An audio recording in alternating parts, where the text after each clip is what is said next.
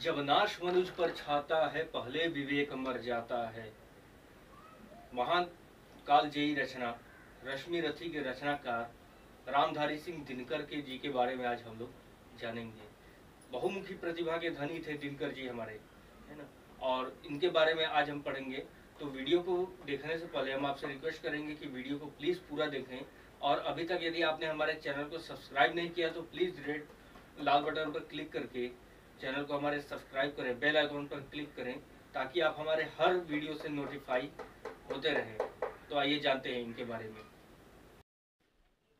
कालजयी रचना रश्मि रथी के रचनाकार राष्ट्र कवि रामधारी सिंह दिनकर का हिंदी के ओजस्वी कवियों में शीर्ष स्थान है। राष्ट्रीय भावनाओं से ओतप्रोत उनकी कविताओं में प्रगतिवादी स्वर भी मुखरित हैं, जिसमें उन्होंने शोषण का विरोध करते हुए मानवतावादी मूल्यों का समर्थन भी किया है। वे हिंदी के महान कवि, श्रेष्ठ निबंधकार, विचारक एवं समीक्षक के रूप में जाने जाते हैं।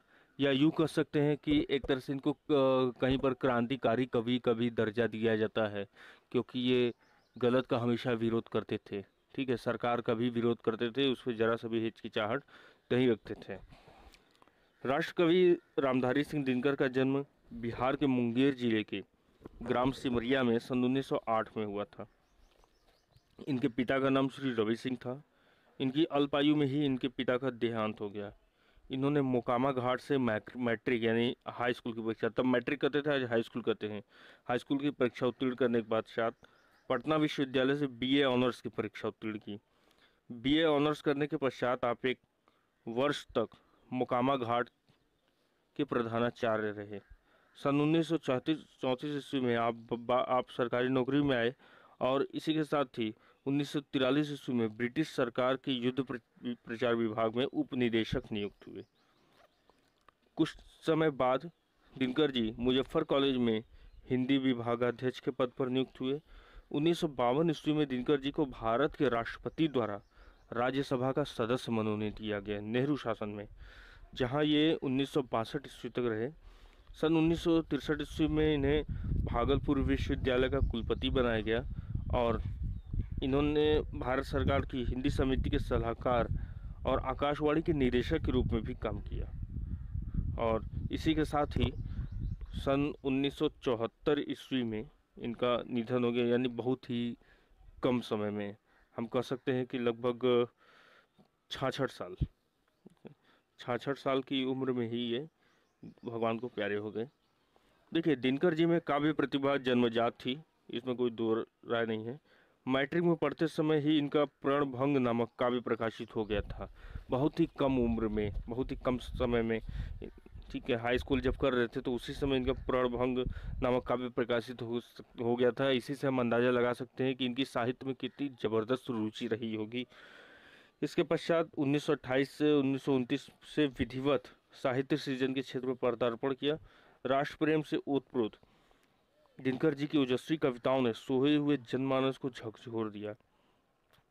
मुक्तक, खंड काव्य और महाकाव्य की रचना कर इन्होंने अपनी काव्य प्रतिभा का परिचय दिया। अभी हमने बताया ना रश्मि रथी, जो कि कालजयी रचना मानी जाती है। आज भी अगर कोई पढ़ ले तो रोंगटे खड़े हो जाएं किसी के भी। जिस तरह से इन्होंने कर्ण का वर्णन किया, कृष्ण का वर्णन किया, गांधार का वर्णन किया, सबका वर्णन इन्होंने किया, महाभारत युद्ध का पूरा वर्णन किया इसमें। ठीक है, तो काव्य प्रतिभा का इसी के साथ ही इन्होंने परिचय दिया। गद्य के क्षेत्र में निबंधों और ग्रंथों की रचना कर भारतीय दर्शन, संस्कृति, कला एवं साहित्य का गंभीर विवेचन प्रस्तुत कर हिंदी साहित्य के भंडार को परिपूर्ण करने का सतत प्रयास किया। इनकी साहित्य साधना को देखते हुए राष्ट्रपति महोदय ने 1959 में 1959 में इन्हें पद्म भूषण की उपाधि से अलंकृत किया। उर्वशी नामक इनकी एक रचना थी जिन पर इनको भारतीय ज्ञानपीठ पुरस्कार भी प्राप्त हुआ। इसके अतिरिक्त साहित्य अकादमी पुरस्कारों से भी ये सम्मानित किए गए। ठीक है, देखिए, हिंदी साहित्य का कोश में रामधारी सिंह जैसे दिनकर का उदय, दिनकर इन्हें एक उपाधि दी गई थी। दिनकर सूर्य का पर्ववाची होते, यानी लोग इनको एक नया सवेरा के रूप में देखते थे, एक नए जोश के रूप में देखते थे इनको लोग। तो दिनकर का उदय कवि के रूप में हुआ। बाद में गद्य के क्षेत्र में भी उनकी सेवाएं रही। और इनकी रचनाओं की बात की जाए तो काव्य ग्रंथ में रेणुका, कुरुक्षेत्र, सामधेनी, हुंकार, रश्मिरथी, उर्वशी, परशुराम की प्रतीक्षा, रसवंती, द्वंद्व गीत, इतिहास के आंसू, सीपी और शंख, नील कुसुम, नीम के पत्ते, दिल्ली, हारे को हरिनाम, धूप और धुआं, बापू आदि। निबंध संग्रह में मिट्टी की ओर, अर्धनारीश्वर, उजली आग, रेती के फूल। आलोचना ग्रंथ शुद्ध कविता की खोज, संस्कृति और दर्शन, संस्कृति के 4 अध्याय, भारतीय संस्कृति की एकता। अगर हम भाषा शैली देखें तो दिनकर जी की भाषा शुद्ध साहित्यिक खड़ी बोली है, जिसमें संस्कृत शब्दों की बहुलता है। संस्कृत के ये अच्छे ज्ञानी थे, तो संस्कृत शब्दों की बहुलता है। उर्दू और अंग्रेजी के प्रचलित शब्द भी उनकी भाषा में कहीं कहीं उपलब्ध हो जाते हैं। संस्कृत निष्ठ भाषा के साथ साथ व्यवहारिक भाषा भी उनकी गद्य रचनाओं में उपलब्ध होती है। कहीं कहीं देशज शब्दों के साथ साथ मुहावरों का प्रयोग भी उनकी भाषा में मिल जाता है।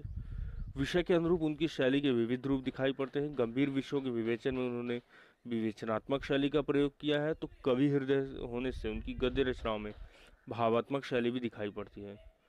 समीक्षात्मक निबंधों में वे प्रायः आलोचनात्मक शैली का प्रयोग करते हैं, तो कहीं कहीं जीवन के शाश्वत सत्यों को व्यक्त करने के लिए वे सूक्ति शैली का भी प्रयोग करते हैं।